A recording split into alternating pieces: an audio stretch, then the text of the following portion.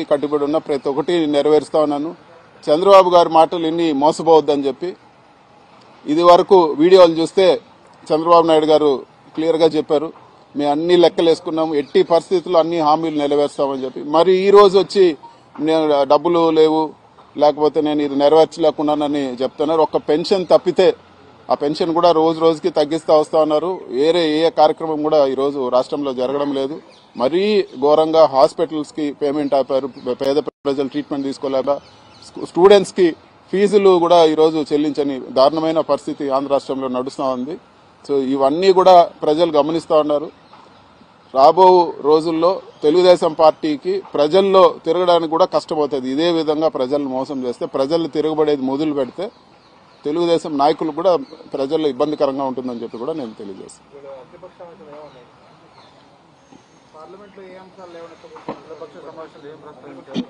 ఈరోజు అఖిలపక్ష సమావేశంలో ముఖ్యంగా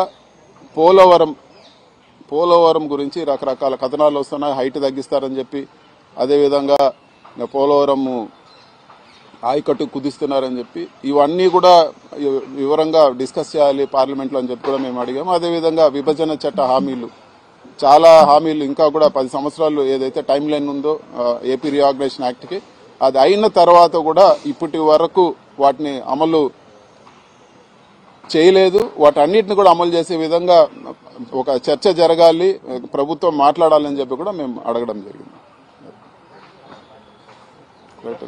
థ్యాంక్ యూ. మాట్లాడు.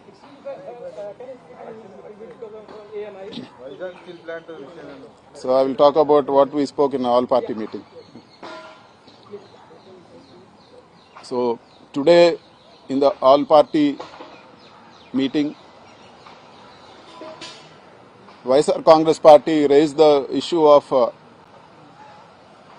Polavaram project. So we demanded a discussion on Polavaram project for its delay, and there are some rumors and there is ambiguity that the height of Polavaram project is going to be reduced. So we demanded a statement from the minister, and we demanded a short-term discussion on that, and also we demanded a discussion on AP Reorganization Act. AP Reorganization Act is meant to be done in 10 years, but even after 10 years there are a lot of issues which have not been resolved. So we asked for a discussion on AP Reorganization Act, and also we raised the issue of the scam done by Margadarshi Financiers, and we are going to raise this in the budget discussion also, and we are going to represent to the finance minister and the prime minister also on this. And one issue which all parties agreed with us is the menace of drug abuse, so which has to be addressed very seriously in our country. So drug abuse has to be tackled very strongly, and we demanded a calling attention motion discussion on that, where the minister will address it. Last time also YSR Congress Party raised this issue in a calling attention motion.